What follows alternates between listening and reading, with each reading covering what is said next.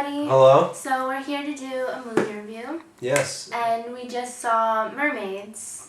Mermaids. Yeah. Mermaids. Yeah. It has Christina Ricci, Winona Ryder, Bob Hoskins. Yeah, and Cher. Yeah, the singer chick. Yeah. I think it's Christina Ricci's first movie, actually. Oh yeah. Yeah. She's mad young in it. But yeah, it's a movie, came out in 1990. Mm-hmm. So it has a pretty famous cast in it. This is my first time watching it. She's seen it before. And yeah, so we're going to give our review on it and our opinions on it. Yeah. How do you like this movie? Do you think it's alright? It's one of my favorite movies. Yeah? Why? Tell us about your story. I don't know. I like the how weird it is, kind of like the main character. Winona? Yeah. Yeah. She's like really weird and like super horny, but she wants to be a nun. Right. And she has problems with her mom, and like her mom's crazy, and at the end it's my favorite part is like the ending. It's just the best. I like the movie, and when I remember watching it when I was like a little girl, and like as I grew up, I kept remembering one particular scene, and I kept Which one? When she's I don't want to spoil it. No, just do it. Okay, there's like this one scene where she like goes up into the tower and she's like having sex with him. Okay. That's the one scene that stuck with me, and I kept like being like, what is that movie? Because I remember the little girl like falls into the water and like it was all dramatic, so. Right. I kept trying to like ask people like, oh, do you know what this movie is? And then finally someone was like, oh, that sounds like Mermaids. And then I watched it and I was just like, oh, actually this is a really awesome movie. I like it. So okay. That's my. Yeah. So basically, a little rundown of the movie. It's about Cher, Mrs. Flax. What's her first name? I don't even know. Rachel. So Cher, Rachel, and her daughters Charlotte and Kate, played by Winona Ryder and Christina Ricci. It's their little family. Her husband, Winona Ryder's father, left them during labor, and so Cher's kind of like, she hooks up with guys, and she's always on the move. She never really settles down in one place. She's kind of all over the place with her body and her mentality, and she never really gives the kids like the type of, typical, stereotypical Americana suburban type of life with a family at the dinner table and all that. It's kind of just like, very impulsive type of upbringing. And she's having a relationship with this guy, and he's going on a vacation with his wife. So she's like, all right, it's time to up and move again. And they move to Massachusetts. And while they're there, Winona Ryder's character, I'm just going to call them by the actresses. Okay. Winona Ryder, has a very kind of troubled relationship with Cher, her mother. She doesn't want to be like her, but yet she has these feelings of puberty, I guess, because she is 15, and these feelings that kind of, I guess, were inflicted on her by her mother of this horniness and this, something in sexual urges inside her, but she fears so much to be her mother that she tells herself that she wants to become a nun so that she could kind of repress all these desires and all these, sinful behaviors that she has. But there's this struggle because she meets this dude who's like 26 years old, which is horrible, and she's 15, and she has this crazy lust for him, and she thinks she's in love with him, but she's trying to say, no, don't become like mom, and, just stay on the good path, and she's very, woman of God type of figure. And then throughout the movie, Cher meets Bob Hoskins, Lou, right? Mm-hmm. Lou, and he's also, his wife left him, and he kind of brings to Cher's family like the father that they always wanted. He makes dinner at the table for them to eat.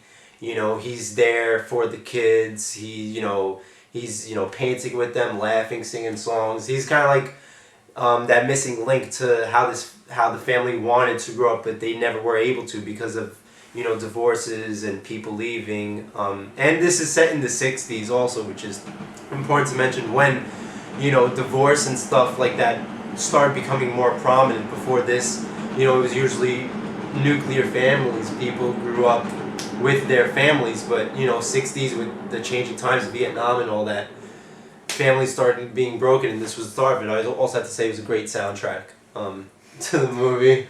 He was singing along. A lot of great oldies. But yeah, so you have Bob Hoskins, trying to be as good of a man as he can be, but Cher has these setbacks, and she can't change the way she is, and she can't really commit to the relationship the way my fellow Roger Rabbit guy wants her to commit. But while I was watching this movie, I just couldn't stop thinking of Roger Rabbit. Like the whole time, whenever he would talk, he was like the same voice. But yeah, so it goes on from there.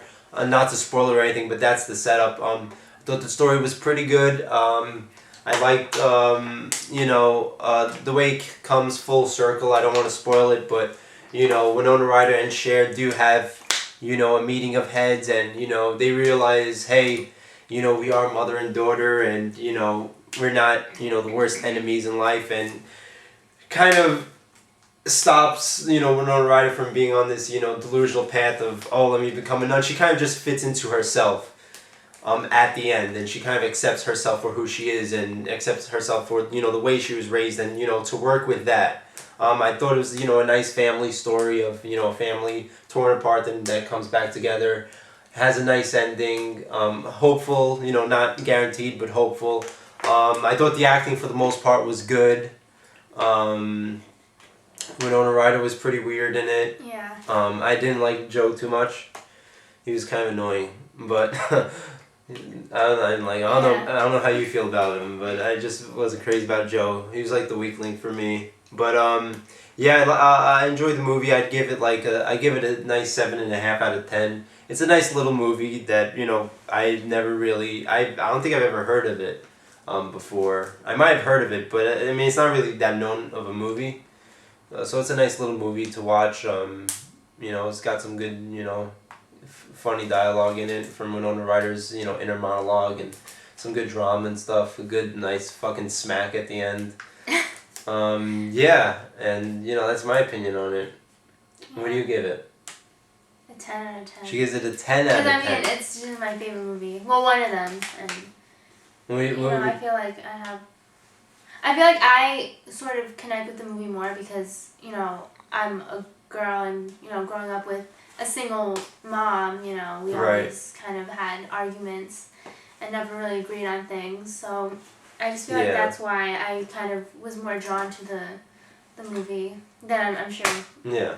I mean, I didn't have some type of connection with it, obviously. I mean, it's more a mother-daughter type movie, and there's really no sons in it or anything. So I was judging the movie based strictly on a critical standpoint, and just the movie watching standpoint. So it wasn't something that was like connected to me like other movies might be, like I can't think of any right now, but I'm sure there's many, like Taxi Driver, like that's a movie that's like I have connections to that. But as a critical standpoint, I thought it was a pretty solid movie and nice, fun little movie to watch. Definitely great soundtrack for sure.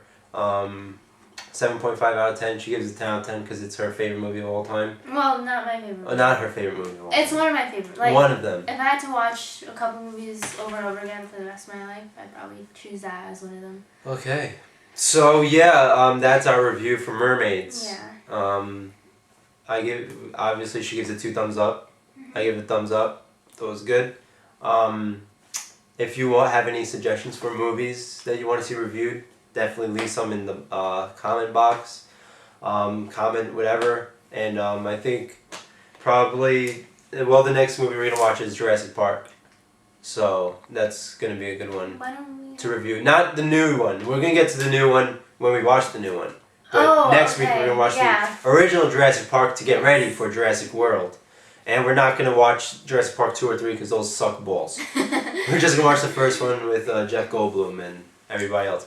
So yeah, hope you enjoyed it, and stay tuned for a review of 1993 Steven Spielberg classic, Jurassic Park. Welcome to Jurassic Park. That's my dinosaur voice. Take care.